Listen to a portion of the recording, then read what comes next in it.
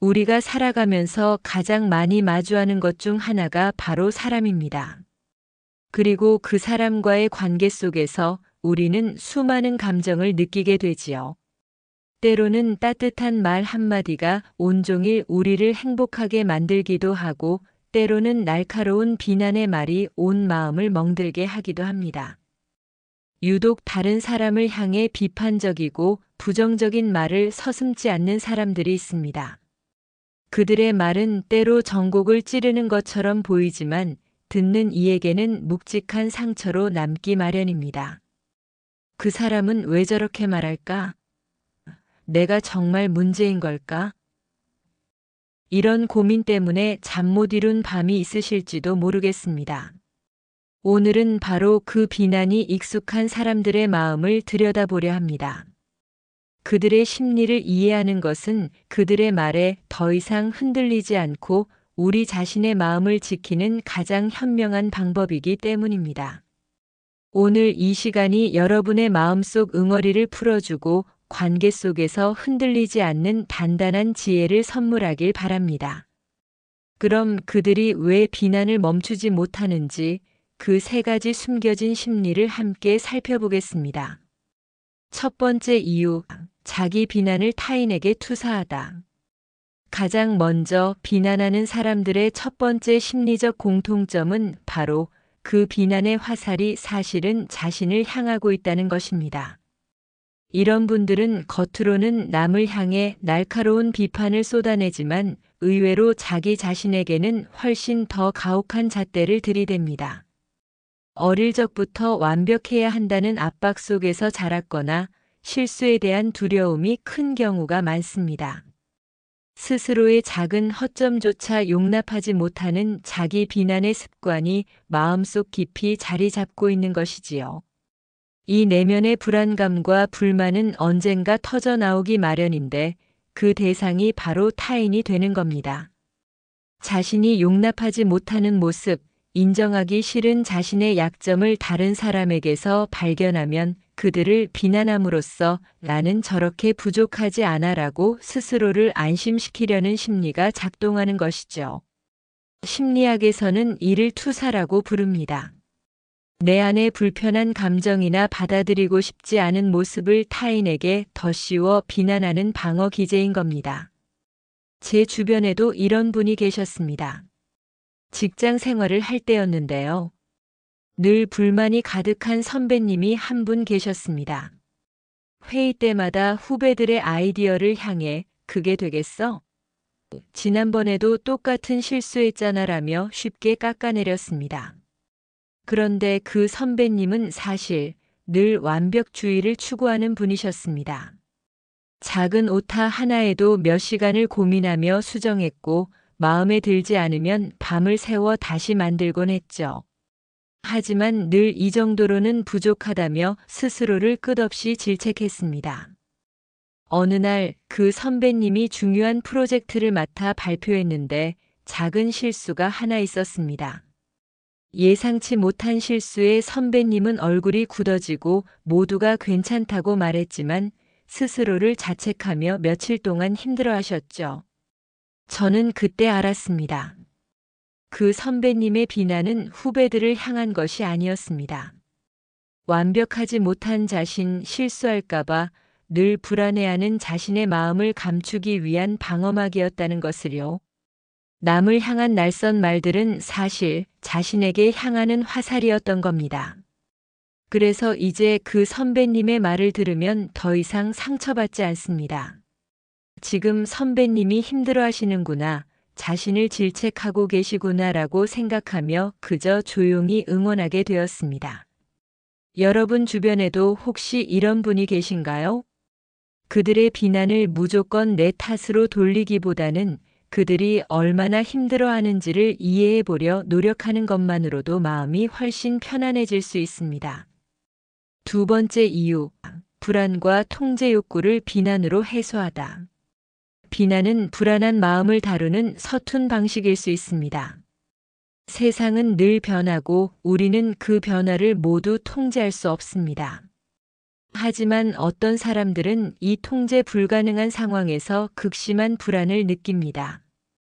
이런 불안감을 다스리기 위해 그들은 말을 무기로 사용하려 합니다.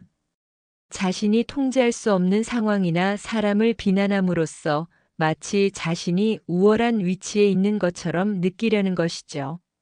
나는 옳고 너는 틀렸다는 논리를 내세워 상대방을 깎아내리고 그 과정에서 일시적으로 자신의 불안감을 해소하려 합니다.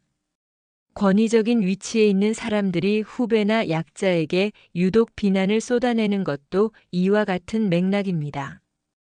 자신이 가진 통제력을 잃을까봐 두려워 상대방을 짓누르는 방식으로 심리적 우위를 확보하려는 것입니다. 이는 마치 물이 가득 찬 컵을 손으로 꽉 쥐고 있으면서도 불안한 마음에 손을 놓지 못하는 사람의 모습과 비슷합니다.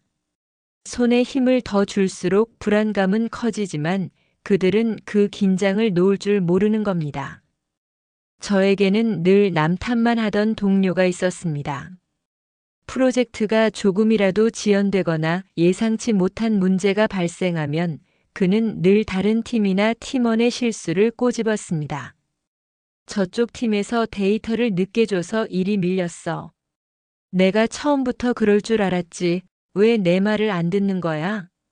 겉으로 보기에는 논리적이고 정확한 분석처럼 들렸지만 사실 그 속에는 나는 잘못이 없다는 강한 자기방어 심리가 숨어 있었습니다. 자신이 책임져야 할 부분, 자신이 통제할 수 없는 상황에 대한 불안감을 비난이라는 방식으로 해소하고 있었던 겁니다. 시간이 지나고 그 동료가 스스로의 불안함을 인정하고 받아들이는 연습을 시작하면서 그의 말투도 조금씩 부드러워지는 것을 보았습니다. 비난 대신 어떻게 하면 이 문제를 함께 해결할 수 있을까? 라고 묻는 법을 배운 것이지요. 여러분도 혹시 누군가의 비난에 직면했을 때 그 사람의 불안한 마음을 먼저 헤아려 보세요. 이 사람은 지금 어떤 상황을 두려워하고 있을까? 하고 생각하는 것만으로도 그들의 말에 휘둘리지 않는 힘을 가질 수 있습니다. 세 번째 이유, 공감보다 표현이 앞서다. 마지막으로 비난하는 사람들은 상대방의 마음을 읽기보다 자신의 생각과 감정을 표현하는데 급급한 경우가 많습니다. 이 말이 상대에게 어떤 상처를 줄까? 라는 고민보다 내 생각이 옳다는 확신이 더 크게 작용하는 것이지요. 이런 태도는 상대방의 감정을 세심하게 살피는 공감 능력이 아직 미성숙한 상태에서 흔히 나타납니다. 상대방이 마음 아파하는 모습을 봐도 그건 그냥 사실인데 왜 기분 나빠해? 라고 되묻는 경우가 여기에 해당합니다. 자신의 감정이나 논리가 상대방의 감정보다 훨씬 더 중요하다고 생각하는 것입니다. 사실 말의 내용이 아무리 정확하다 해도 그것을 표현하는 방식이 비난적이고 공격적이라면 그 말은 더 이상 조언이 될 수 없습니다. 그저 상대방의 마음을 아프게 하는 칼이 될 뿐이지요. 예전에 지인 한 분이 친구에게 이런 말을 들었다고 했습니다. 너는 너무 무계획적이야. 그렇게 살면 나중에 후회해. 이 말을 들은 지인은 마음이 너무 아팠다고 합니다. 친구의 말이 틀린 것은 아니지만 그 말투와 방식이 너무 날카로웠기 때문이죠. 친구는 나는 너를 위해 솔직하게 말해준 건데 왜 기분 나빠하냐고 오히려 서운함을 드러냈다고 합니다. 하지만 지인이 정말 듣고 싶었던 말은 그렇게 살면 후회해라는 비난이 아니었을 겁니다. 요즘 좀 힘들어 보이는데 괜찮아? 혹시 도움이 필요하면 언제든 말해줘라는 따뜻한 공감의 한마디였을 겁니다. 똑같은 내용을 전달하더라도 어떻게 말하느냐에 따라 그 말의 무게와 의미는 완전히 달라집니다. 비난이 익숙한 사람들은 이 말의 온기를 잃어버린 경우가 많습니다. 그들의 마음속에는 아마도 자신을 향한 비판과 감정적 결핍이 가득 차 있을지도 모릅니다. 그래서 타인에게 따뜻한 공감을 건넬 여유가 없는 것입니다. 이런 사람들의 비난을 들었을 때는 그들의 공감 주머니가 지금 많이 비어 있구나라고 생각해 보는 것은 어떨까요? 그들의 말이 곧 나의 가치를 평가하는 기준이 아님을 기억해야 합니다. 이제 우리는 비난이 단순히 성격이 나빠서 나오는 말이 아님을 알게 되었습니다. 그 말 뒤에는 복잡한 심리적 배경과 상처가 숨겨져 있습니다.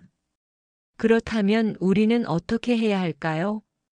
첫째, 그들의 비난을 개인적으로 받아들이지 않는 연습을 시작하세요. 그들의 비난은 당신의 가치를 깎아내리기 위한 것이 아니라 그들 자신의 내적 갈등을 드러내는 신호일 수 있습니다. 저 사람은 지금 힘든가 보구나 하고 생각하며 그들의 말과 나 자신을 분리하는 연습을 해야 합니다.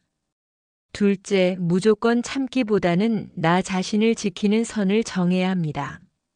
상대방의 비난이 도를 넘었다면 단호하지만 부드러운 목소리로 그렇게 말씀하시면 제가 상처받습니다라고 자신의 감정을 표현하는 용기가 필요합니다. 나의 마음을 지키는 것은 나의 권리이니까요.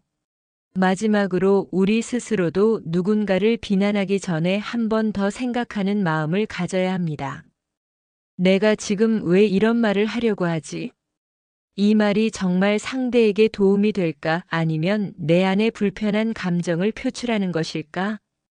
잠시 멈춰서서 스스로에게 질문을 던져보는 겁니다. 말은 관계를 이어주는 따뜻한 다리이기도 하지만 때로는 서로에게 상처를 주는 날카로운 칼이 되기도 합니다. 오늘 우리가 나눈 이야기가 여러분의 마음을 단단하게 지키는 작은 씨앗이 되길 바랍니다. 세상 모든 비난 속에서도 여러분의 가치는 변함없이 소중합니다. 오늘 하루도 마음이 조금 더 가벼운 대화가 오가길 바라며 행복담소는 다음에도 더 좋은 이야기로 찾아뵙겠습니다. 구독과 좋아요는 사랑입니다.